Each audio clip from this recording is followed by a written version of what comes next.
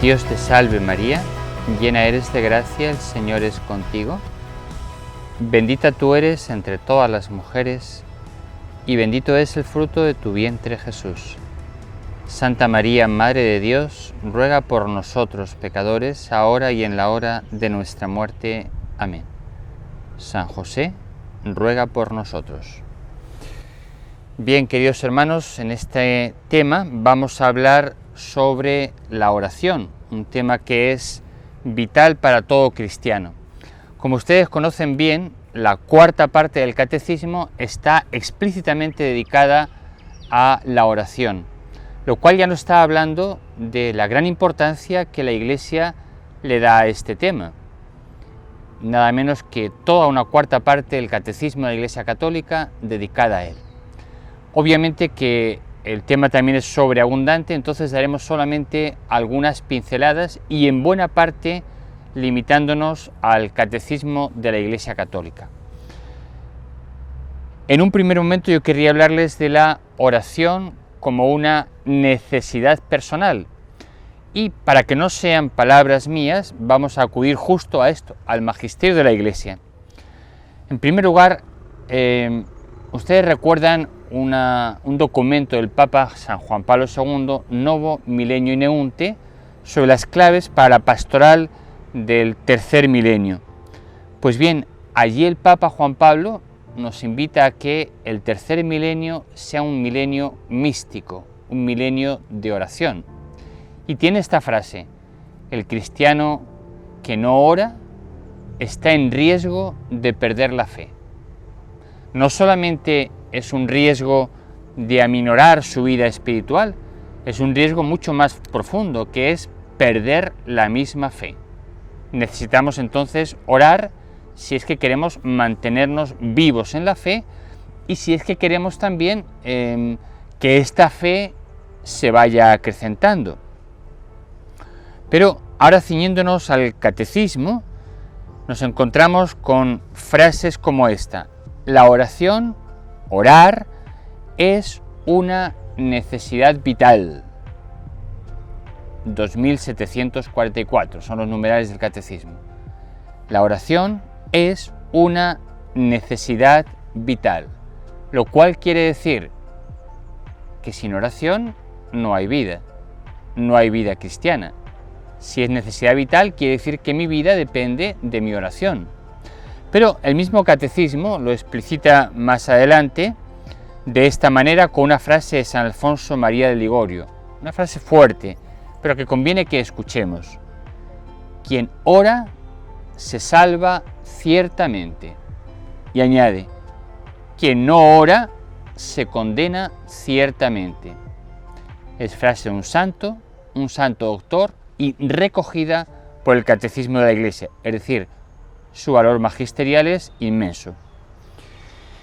Y también ahí el Catecismo de la Iglesia recoge otro párrafo de San Juan Crisóstomo que dice así: nada vale como la oración. Hace posible lo que es imposible. Hace fácil lo que es difícil. Es imposible que el hombre que ora pueda pecar. Son frases contundentes, como es contundente esta expresión de Santa Teresa de Jesús: son las almas que no tienen oración como un cuerpo con parálisis o tullido, que aunque tiene pies y manos, no los puede mandar. Es decir, la persona que no tiene oración es como una persona que está paralítica. Es verdad, tiene pies, tiene manos, pero su cabeza no logra mover esos pies, esas manos. La persona que no tiene oración tiene una forma cristiana, una apariencia cristiana, pero no logra poner en acto, en acción, esta forma cristiana que tiene, porque la vitalidad le viene de la oración. Necesitamos la oración para ser reconstruidos y para reconstruir a otros. Y así se expresa el catecismo: la oración restablece al hombre en la semejanza con Dios y le hace participar en la potencia del amor de Dios que salva a la multitud. Por tanto, la oración me reconstruye, restablece en mí la semejanza con Dios y me hace partícipe de la fuerza omnipotente de Dios. Necesitamos la oración, y seguimos siempre con palabras del catecismo, porque gracias a ella, gracias, dice el catecismo, a la oración contemplativa, el servidor de Dios, sacerdote, religioso, laico, el servidor de Dios es fiel a su misión. Gracias a la oración contemplativa, el servidor de Dios es fiel a su misión.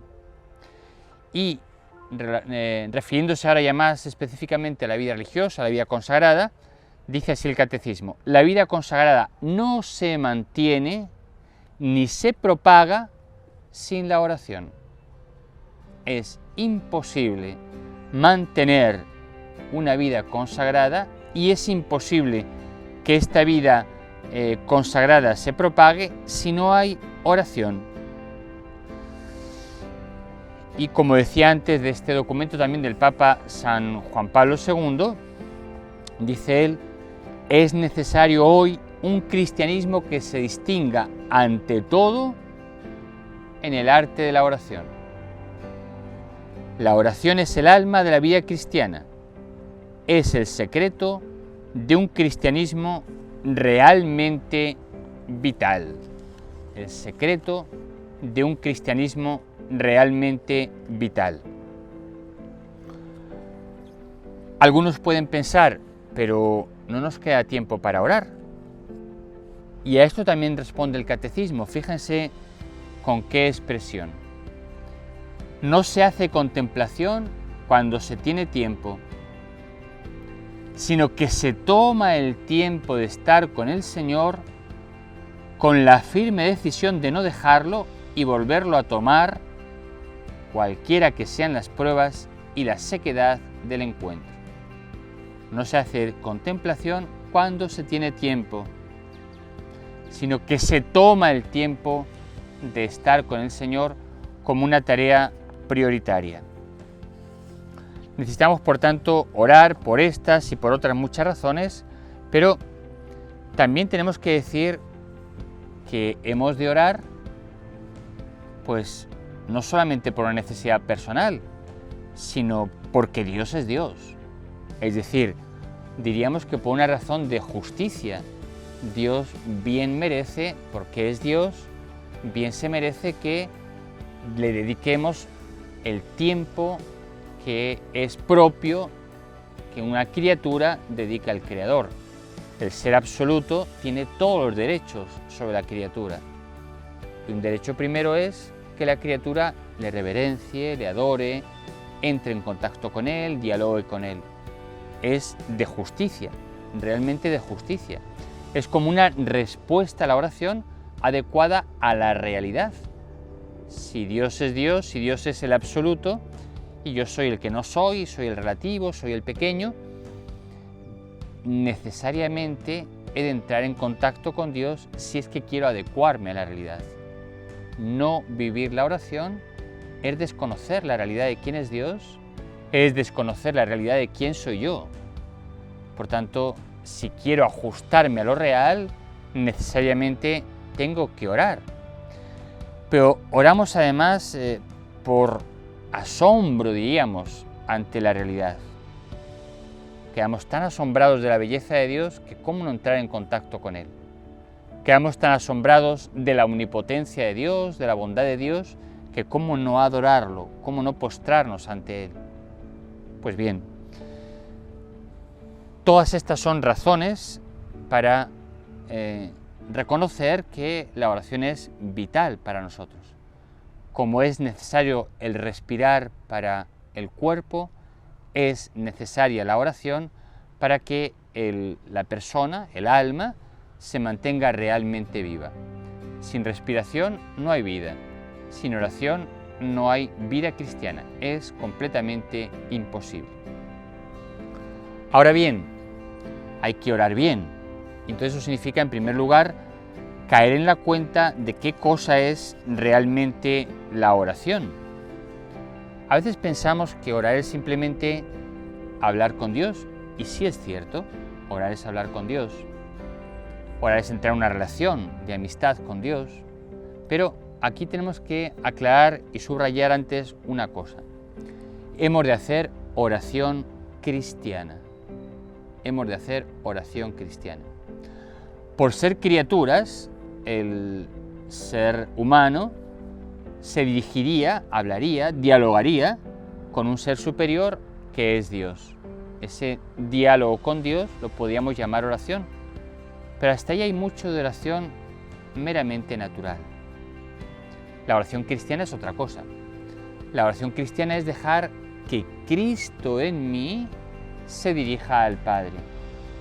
No soy yo, criatura humana, quien se dirige a un ser superior. Es Cristo que me habita, es Cristo que me ha incorporado a Él, es Cristo que por el bautismo me ha hecho una cosa con Él y me ha dado el Espíritu Santo, quien me capacita, quien en mí prolonga su diálogo con el Padre. Esta es la oración realmente cristiana. Eternamente el Verbo vive en diálogo con el Padre. Eternamente el Verbo, en el Espíritu, vive ese contacto con el Padre, ese recibirlo todo del Padre y ese devolvérselo todo al Padre, ese reconocer que el Padre es el absoluto y que Él en el Padre también lo es, pero que lo es recibiéndolo todo del Padre. Y Jesús, en cuanto hombre, lo que ha hecho, recuerden tantos momentos de oración en los que aparece Jesús yéndose a pasar noches en oración, dejando a la gente para irse de madrugada a orar. Hay multitud de momentos en los que Jesús en el Evangelio aparece orando. Pero ¿cómo es esta oración de Jesús? Es esto, es dejar que el Verbo, Él es el Verbo, Él es la persona del Verbo, es dejar que el Verbo en su humanidad, en su corazón humano, continúe el diálogo eterno que tiene con el Padre. La oración cristiana entonces empieza en Dios y acaba en Dios. Empieza en el Verbo que habita en mí y termina en el Padre que habita en mí. Por tanto, orar cristianamente no es partir de mí, criatura humana, para yo dialogar con el Padre. Es sí partir de mí porque Cristo no me elimina, Cristo no hace que desaparezca mi yo humano, pero es partir de este yo de Cristo en mí que está unido profundamente a mi yo humano, de manera que no se puede fácilmente distinguir cuál es el yo de Cristo, cuál es el yo mío. Es partir, por tanto, de este sujeto agente que es Cristo en mí, que se dirige al Padre. Entonces me incorporo, quedo asumido por este diálogo, por esta intercesión, por este abandono, por este reconocimiento que el Hijo tiene del Padre. Obviamente esto no se puede hacer si no es por la acción del Espíritu Santo. Pero entonces nuestra oración alcanza así unas dimensiones totalmente extraordinarias. No es, insisto, una criatura que habla con un creador, es Dios que en mí se dirige a Dios. Esto, por tanto, tiene una fuerza, una eficacia, unas dimensiones inmensas. Es una oración al modo de Dios. Es una oración, si así podemos hablar, a la medida de Dios. Esta es la oración realmente cristiana. De aquí se sigue algo que es también vital para nosotros, que es no estamos llamados a tener ratos de oración, simplemente. Estamos llamados a tener vida de oración. Los ratos de oración explícitos, dedicados a la contemplación, a la meditación, dedicados al diálogo con el Padre, esos ratos son como impulsos que recibimos para que nuestra vida sea una oración continua. La razón es bien fácil de entender. Jesús no es hijo del Padre a ratos.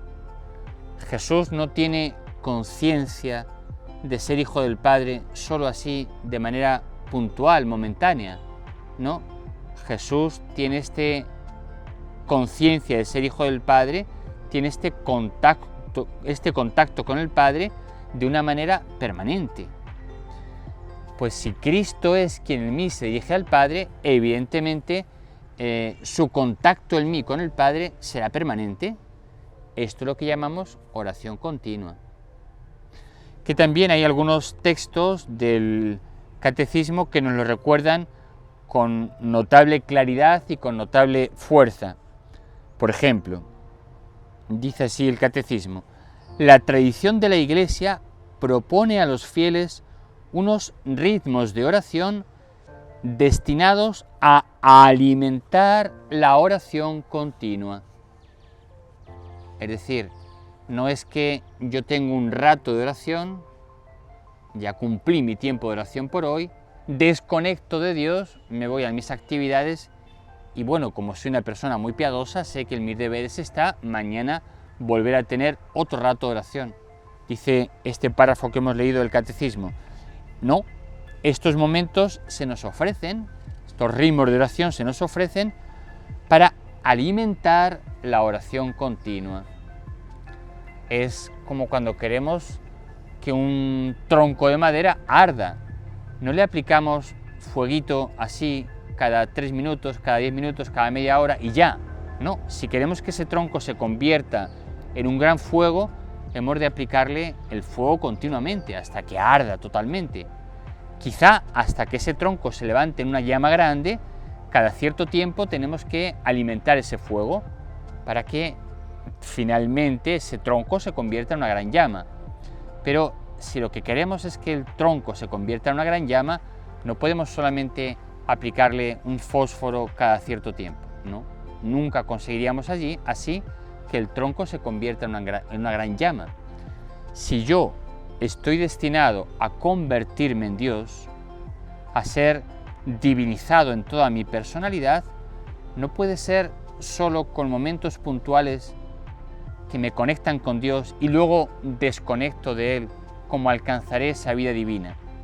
No, esos momentos puntuales, insisto, serán como impulsos para que después la oración sea continua. Dice también el Catecismo: es verdad que no se puede meditar en todo momento, pero sí se puede entrar siempre en contemplación. No se puede estar teniendo una conciencia reflexiva de Dios en cada instante. Si yo estoy concentrado, por ejemplo, en dar una charla, no puedo simultáneamente estar reflejamente pensando en Dios. Pero sí que mientras estoy dando una charla y pienso en las ideas que tengo que comunicar, sí puedo tener la conciencia de una presencia. Esto es la contemplación.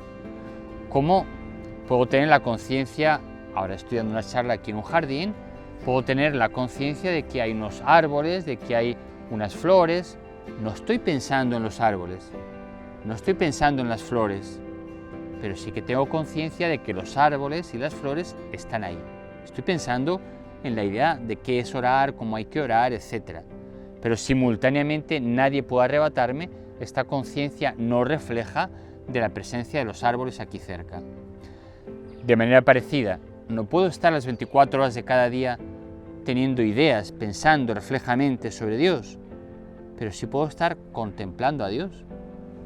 Mientras trabajo, mientras me relaciono con los demás, mientras estoy haciendo cualquier actividad, mi corazón está como contemplando, como absorto. Es esa música de fondo que está ahí permanentemente y que basta con abrir los ojos de la fe para percibirla. San Juan de Ávila, por ejemplo, recordaba a los sacerdotes que mientras están hablando con sus feligreses, dice él más o menos esta expresión así, en el lenguaje de aquella época, de por fuera esté con el feligrés, de por dentro no deje de estar con Dios. Simultáneamente se puede estar teniendo esta conciencia de la presencia de Dios y se puede estar simultáneamente también dialogando con una persona que viene a preguntarte algo, con la que estás comentando cualquier tema. Pero no hay que abandonar a Dios para dedicarse a la criatura. Y esto las 24 horas de cada día, incluso en la noche. Si mis ojos duermen, mi corazón puede vigilar. Hay una manera incluso en el sueño de poder estar como conectado con Dios. El ejemplo clásico que muchas personas ponen en este punto de estar conectados con Dios es el ejemplo de una madre. Una madre duerme en la noche y tiene su bebé al lado. Pueden venir ruidos tremendos, un camión que pase por la calle hace un ruido horrible, no sé, terremoto iba a decir, quizá algo fuerte, potente, y posiblemente la mujer está tan cansada que no escucha esos ruidos tan fuertes. Pero basta un pequeño gemido de su hijo para que la señora, que no ha escuchado el ruido fuerte de un camión, esa señora se despierta con el pequeño gemido de su hijo. ¿Por qué?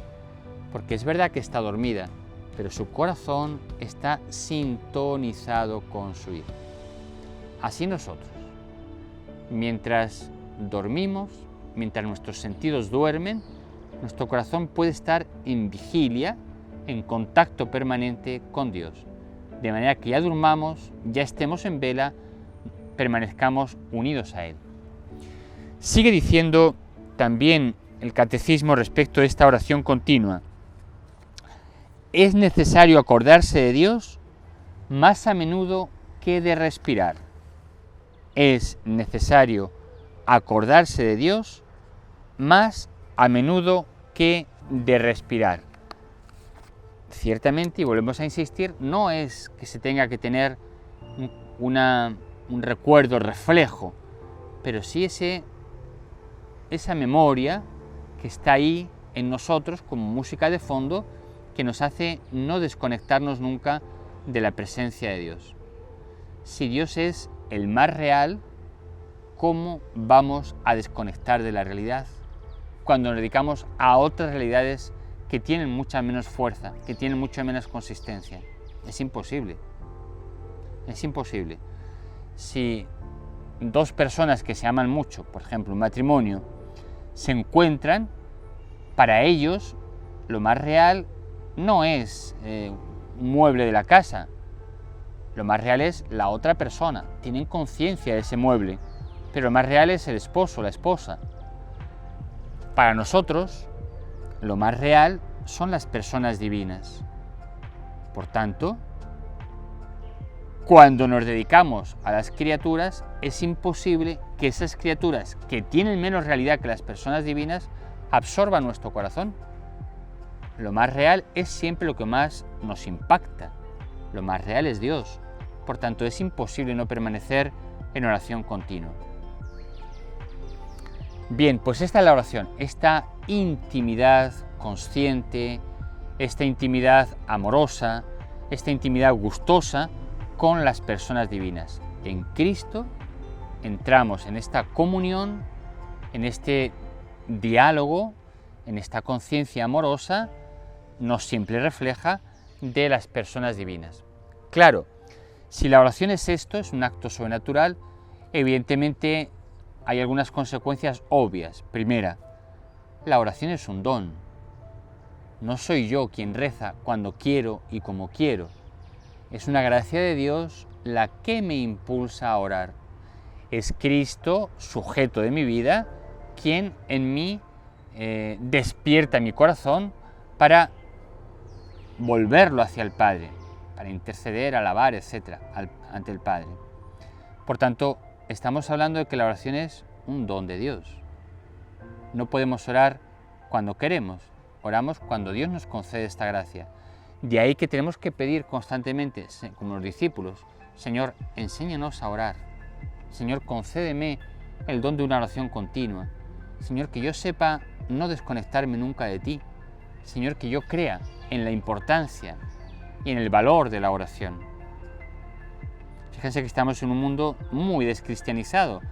La misma oración, aunque hablemos mucho de ella, al final queda demasiado relativizada. Estamos en un mundo muy pelagiano, por lo tanto no creemos suficientemente en la gracia de Dios, no creemos por tanto en la necesidad absoluta de orar. Pues bien, hay que pedir al Señor, Señor, convénceme de cuán importante es la oración. Convénceme de que es un don. Dame este don, dame esta capacidad para orar, dame esta sed de orar. Y es evidentemente también un misterio. No estamos hablando, como decimos, de una actividad meramente natural, meramente controlable. Estamos hablando de una inmersión en las personas divinas. Estamos hablando de que una persona divina, que es el Hijo, me introduce en lo más profundo de la Trinidad. Estamos hablando de que hago la experiencia del contacto que Jesús tiene con el Padre. No es mi experiencia particular, también lo es, pero entro a participar de la experiencia de este hombre Dios que es Jesús, de la experiencia que Él tiene del Padre. Este es un misterio que sobrepasa totalmente lo que yo puedo pensar qué cosa sea la oración. Es por tanto una gracia que podemos y debemos esperar, puesto que la necesitamos tanto. Ahora bien, otra cosa que también creo que es importante. Si la oración es este acto de Cristo en mí, evidentemente el lugar, por así decirlo, donde esa oración se da, es siempre en lo más profundo de la persona humana. Por tanto, no podemos reducir la oración a los niveles más externos, la sensibilidad, ni siquiera a la razón, la reflexión, sino que hay un nivel último, ese núcleo último del alma humana, ese hondón del alma, esa realidad más profunda del ser humano, es allí donde realmente se da lo más importante de la oración, y es allí donde vivimos de fe. Por tanto, no podemos hacer que nuestra oración parta de los niveles más superficiales, más sensibles, sino que hemos de partir en la oración del nivel de la fe, que eso está en el núcleo último de la persona. Por eso es que tampoco podemos medir mucho nuestro nivel de oración. Uno puede sentir mucho y no está haciendo tanta oración. Uno puede no sentir nada, está en una sequedad enorme, y entonces la fe se está ejercitando mucho más intensamente, y quizá esa oración es mucho más profunda, mucho más alta. Lo que sí también quiero subrayar es que todos estamos llamados a un muy alto nivel de contemplación. No podemos pensar que una vida mística, entendiendo por mística esta inmersión en el misterio, no los fenómenos extraordinarios, esté reservada solo para personas que están en los monasterios o cosas por el estilo. No, cada bautizado, por el solo hecho de estarlo, porque el Espíritu lo anima, porque el Espíritu le impulsa a entrar en el Padre, cada bautizado está llamado a un nivel ardiente de contemplación, a un nivel altísimo de contemplación. Podemos esperar todos, debemos esperar todos, que Dios nos introduzca en un alto nivel de contemplación. Quería subrayarles algunas actitudes o disposiciones que son necesarias para la oración. La oración no es independiente de la vida. Hay una mutua interrelación. Se vive como se reza y se reza como se vive. De manera que mi oración influye en mi vida, y si no influye en mi vida es que no es una oración bien hecha. Pero también mi vida condiciona, estimula, me ayuda o me dificulta mi oración. Por tanto, tiene que haber hay una interrelación única ahí, ¿no? Algunas actitudes, disposiciones imprescindibles para la oración. Necesitamos un corazón purificado para orar. También la oración me purifica, pero hemos de trabajar profundamente la abnegación, la purificación de nuestro corazón, de nuestra memoria, de nuestros pensamientos, de nuestras inquietudes, de nuestros deseos. Hay que purificar todo eso. En la medida en la cual todo eso está purificado, la oración brota con mucha más facilidad. También, evidentemente, la oración me capacitará para purificarme, pero es necesario un corazón puro. Los limpios de corazón ven a Dios. Es necesario un corazón puro para poder acercarme realmente a Dios y para poder tener esta oración continua, esta oración constante. Cardenal Newman, canonizado ya, San John Henry Newman, el cardenal Newman decía que las dos alas de la vida cristiana son la oración y el ayuno. Solo orando y ayunando se puede volar hasta Dios, que es lo mismo que decir oración y purificación. Por tanto, necesitamos también esto, un ayuno de imaginaciones, ayuno de distracciones, ayuno de preocupaciones, etcétera, etcétera. Necesitamos ayunar, ayuno también físico para poder orar.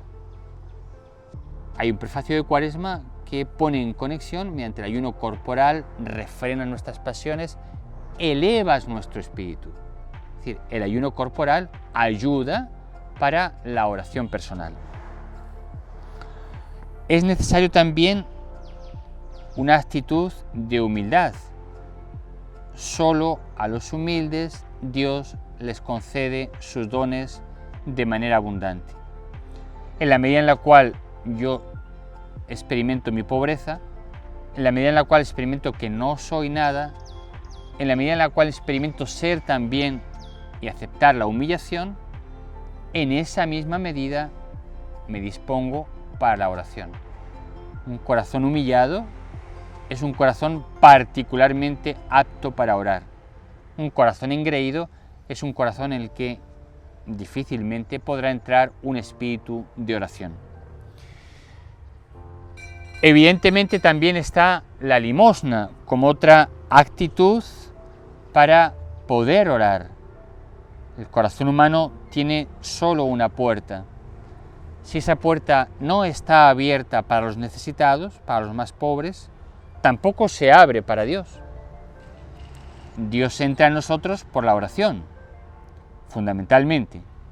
Pero, insisto, si simultáneamente esa puerta de mi corazón no está abierta mediante la limosna a los más necesitados, quiere decir que esa puerta está completamente cerrada. Difícilmente Dios va a entrar.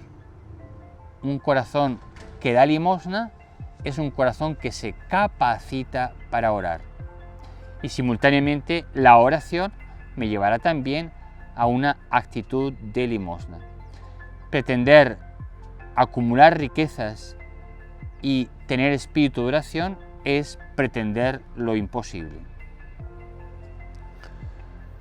Tenemos también al menos dos cosas más, o dos disposiciones más, no son las únicas, pero me parece que es bueno subrayarlas. Una es el perdón, es decir, bendecir a mi enemigo. Es lo mismo de antes. Si mi corazón no tiene más que una puerta y está cerrada frente a mi enemigo, porque no soy capaz, no quiero perdonar a aquella persona que me hizo un daño, a aquella persona que me maldijo, a aquella persona que, bueno, de una u otra forma me ha hecho daño. Si no soy capaz y no quiero perdonar, mi corazón está bloqueado para que Dios pueda entrar en él. Entonces, para orar necesito perdonar. Cierto que para perdonar necesito la gracia también, y esa me vendrá por la oración, por eso que va todo unido. Pero si no estoy con esta disponibilidad para el perdón, no podré tampoco tener una disponibilidad real para orar adecuadamente. Por tanto, disponibilidad para perdonar. Y en línea también con lo que decíamos antes, un corazón purificado, que tengamos y le pidamos al Señor el don de una contrición profunda, de un arrepentimiento profundo, el don de las lágrimas, la esperanza de recuperar el corazón bautismal, el corazón inocente. Un corazón contrito es un corazón purificado y limpiado por las lágrimas. Por tanto, ese es un corazón particularmente también capacitado para poder orar con más intensidad, con más hondura. Nos podemos preguntar también cómo orar. Vamos a dar algunas ideas sobre cómo orar también, ¿no? La primera cosa que hay que decir, cada persona tiene un camino personal de oración. Dios no se repite, es siempre muy personal con cada uno de nosotros. Entonces, el camino por el cual lleva a una persona no coincide con el camino por el cual lleva a otra persona. Entonces, no es que haya métodos, no es que haya recetas que uno pone en funcionamiento y funcionan. No, hay encuentros personales con Dios. Hay entrar en una intimidad, una amistad, una esponsalidad, una relación amorosa con las personas divinas. E insisto, cada cual tiene su manera particular, porque Dios nos ha hecho a cada uno de una manera personal distinta. Cada cual tiene su manera particular de entrar en comunión con Dios. No se trata de aplicar recetas, se trata de que estamos en un diálogo de persona a persona, o si quieren, de tres personas divinas a una persona humana. Por tanto, primera cosa es esta: cada uno tiene su modo particular de orar. Segundo, dentro de nosotros está ese maestro interior que es el Espíritu Santo. Él, mejor que nadie, mejor que ninguna metodología externa, mejor que ningún maestro externo, mejor que nadie, si yo me pongo a la escucha del Espíritu, Él, mejor que nadie, me enseñará mi camino personal de oración. De manera que, igual que a andar se aprende andando, a orar se aprende orando, porque hay una fuerza interior, que es el Espíritu Santo, que nos impulsa a ese trato de amistad con las personas divinas. Por tanto, confiemos, dentro de nosotros hay alguien que sabe perfectamente qué cosa es orar y sabe perfectamente cómo ayudarme también a mí a esa oración. ¿Cómo orar? No despreciemos, y esto sí me parece importante, la oración vocal. A veces nos parece que es más subido otro tipo de oraciones. Bien, valoremos y mucho la oración vocal, que puede ser desde un rosario hasta un salmo, desde una oración leída de un santo a una oración compuesta por mí mismo. Pero no despreciemos, insisto, el valor grande, muy grande, de la oración vocal. Porque, bueno, eso sí, lo que sí importa, claro, es que no sea una oración externa, mecánica, es decir, quizá a veces se desprecie la oración vocal porque hay quien, o se puede haber hecho a veces, o hay quien la puede hacer así, como algo simplemente que repite en mis labios, pero mi persona está en otra parte. Obviamente, cuando hacemos oración vocal, como cuando hacemos otro tipo de oración, hemos de ser conscientes de a quién nos estamos dirigiendo, quién está actuando en nosotros y qué cosa estamos diciendo. Pero orar vocalmente es, evidentemente, una hermosa manera de orar. ¿Cuántas veces un padre, una madre con su hijo, esta es, claro está, la mejor manera de enseñarle a orar? Y dicho sea entre paréntesis, fíjense cómo los padres, las familias, entre sus primeras obligaciones está esta: ser maestros de oración para sus hijos. Ese no es una asignatura que deben aprender en las escuelas o en las parroquias. El padre, la madre, para su niño, ha de ser maestro y testigo de oración. ¿Cómo más podemos rezar? Dentro de estas oraciones vocales hay una que es particularmente valiosa. No necesariamente hay que decirla con los labios, pero sí con el corazón. Me refiero a las jaculatorias, que son esas frases breves extraídas de la Escritura o simplemente de cualquier maestro espiritual o simplemente una frase personal. Esas frases breves que uno repite con cierta frecuencia durante el día, justamente para mantener ese tono de oración continua. Las jaculatorias vienen a ayudarnos para que no se enfríe el ardor de nuestra oración. Podemos orar también de una manera espontánea, lo que muchas personas dicen: le cuento mis cosas a Dios, le digo a Dios mis cosas. Está muy bien.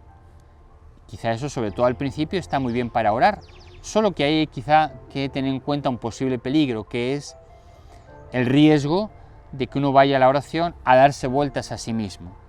Señor, te voy a contar lo que me ha pasado hoy. Y entonces, como repetir otra vez y darle vueltas y estar otra vez centrado en torno a mí mismo, ¿no? En ese sentido, quizá para un inicio de la oración o para primeros momentos principiantes en la oración, pues puede ser muy valiosa, ¿no? Es como partir de la realidad visible, tangible, para dirigirnos hacia Dios. Pero puede que haya un peligro ahí, insisto, en que si voy a contarle todas mis cosas a Dios, al final, en lugar de ser Dios el centro de mi oración, lo estoy siendo yo mismo. Es un peligro real, pero no podemos desdeñar la importancia de este modo de orar y como muchas personas oran así y como muchas personas, para llegar después a fases más altas de la oración, les ha ayudado precisamente esto, orar contando aquello que le ha pasado durante el día. Podemos orar también, evidentemente, leyendo la palabra de Dios u otras lecturas. Me hago consciente de que Dios está ahí presente y con esta clara conciencia de que no estoy estudiando, de que no estoy, aprendiendo un texto, no, sino que estoy leyendo, pero en presencia de Dios, con la conciencia de que Él está ahí, voy leyendo su palabra, una especie de lección divina que va impregnando mi corazón, va calando mi corazón y va haciéndome como sumergirme en esa presencia de Dios, esa lectura tranquila, reposada de la palabra, del texto de un santo. Es una manera que evidentemente nos puede elevar hacia Dios. Y algunos dicen, y nos paramos cuando algo nos dice algo, ¿no? Está muy bien, una frase de la palabra de Dios que en ese momento me ha impactado y me centro más en ella. Pero igual también aquí evitemos otro riesgo, que es seleccionar, es decir, me quedo solamente en aquello que me dice algo. Sí, pero también he de meditar, saborear, contemplar, sumergirme en lo que no me dice nada, porque Dios me habla con toda su palabra, no solamente con aquello con lo cual yo tengo una particular simpatía, ¿no?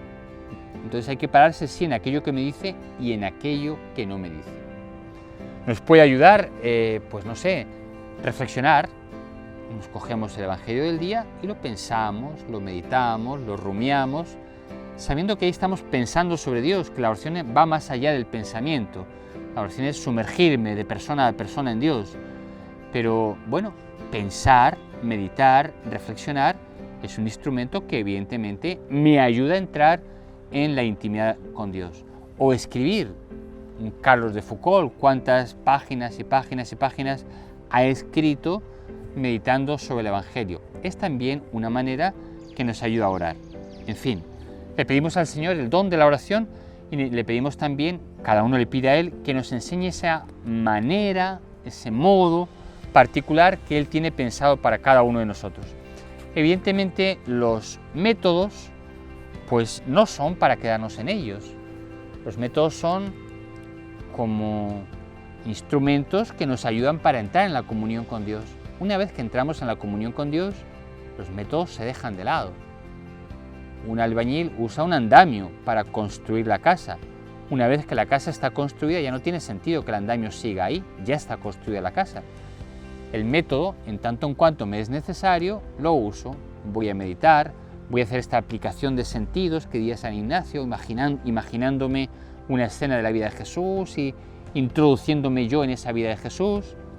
Pero si el Señor me lleva más adentro, por así decirlo, y me pone una contemplación directa de Él, una contemplación silenciosa de Él, una contemplación en la cual no hay ideas y tampoco hay formas, pues bendito sea Dios. El método, insisto, es para usarlo hasta que entro en comunión con Dios. Una vez que entro en esa comunión con Dios, los métodos ya no hay que aferrarse a ellos. Algunas expresiones de la oración, pues ya conocen ustedes, ¿no? En primer lugar, la adoración. La adoración brota de este reconocimiento de que Dios es Dios, de que Dios es el absoluto, de que Él es la belleza total, y entonces nos rendimos ante Él, nos postramos ante Él. El Verbo vive eternamente asombrado de que el Padre sea el Padre, y no hace más que eso, gozarse de que el Padre sea el Padre, asombrarse de que el Padre sea el Padre. Nosotros estamos llamados a reproducir este estilo del Verbo, que es Miramos a Dios y nos gozamos de que Dios sea Dios. Miramos la belleza de Dios y nuestra oración la traemos en esto, en decir, oh Dios, cuán bello eres, cuánta belleza hay en ti, cuánta hermosura, cuánta grandiosidad, cuánta omnipotencia, y ya, nos quedamos ahí adorando. Alguno preguntará, ¿y para qué sirve eso? Para nada. No podemos aplicar a la oración criterios utilitaristas, ni a la oración ni a nada, pero de manera especial no tenemos que acercarnos a la oración con un criterio de utilidad. ¿Para qué sirve orar? No. Igual que uno se queda extasiado contemplando la belleza de un paisaje, igual que una mamá se queda extasiada mirando al bebé, al niño que está durmiendo en la cuna, pues así nosotros, sin buscar nada, nos quedamos gratuitamente extasiados en la grandeza, en la belleza de Dios. Adoramos a Dios. Otra expresión de la oración será también el contemplarlo simplemente como no tanto mirarlo desde fuera, sino Jesús en mí contempla al Padre. Jesús en mí lo mira. Jesús en mí se goza de que el Padre sea el Padre. Jesús en mí se sienta, por así decir, junto al Padre. Él me mira, yo lo miro, y en eso está nuestra oración, en contemplar, en un silencio tranquilo, reverente, amoroso, sin necesidad de pensar nada, sin necesidad de tener ningún sentimiento especial, contemplar quién es Él. Evidentemente también está la oración de petición, nos acercamos a Dios pidiéndole, dejando a Jesús que pida en nosotros. Aquí evidentemente hemos de tener claro que dos cosas. Uno, que hemos de pedir en el nombre de Cristo. Y segundo, que el primer objetivo de la oración de petición es ensanchar nuestro corazón para que Dios nos conceda aquello que realmente más nos conviene. Pero sí, como niños pequeños, necesitados de todo, nos acercamos al Padre a pedir. Y nos acercamos a Dios a interceder por los demás. Jesús vive siempre intercediendo por nosotros y quiere prolongar en nosotros esa fuerza de su intercesión. ¿Cuántas personas se salvarán? ¿Cuántas personas despertarán a la fe? Simplemente porque nosotros intercedemos ante el Padre, unidos a Cristo en la intercesión de Cristo. Evidentemente agradecemos a Dios, la acción de gracias sería otra manera de orar. Nos damos cuenta de cuán bueno es Dios, cuántos dones nos da, cuántas maravillas ha hecho en nuestra vida, cuántas maravillas quiere seguir haciendo. Y sobre todo nos damos cuenta de que Dios es Dios y le decimos, Dios mío, gracias porque existes. Gracias por lo que nos has dado. Gracias por esa eternidad a la que nos estás llamando. Gracias por el don de estar llamados a ser santos como tú eres santo. Pues bien, terminamos aquí este momento o esta reflexión sobre la oración. Te damos gracias, Señor. Te damos gracias, Padre Santo, porque nos quieres conceder entrar en tu intimidad. Te damos gracias, Cristo Jesús, porque nos has tomado en tu corazón y nos haces orar en tu oración. Te damos gracias, Espíritu Santo de Dios, porque eres tú quien en nosotros grita, habla, intercede, con gemidos inefables que ni siquiera nosotros los podemos entender. Te damos gracias por el don de la oración y te pedimos que suscites abundantes cristianos, todos los cristianos, que tengan un profundo espíritu contemplativo. Amén.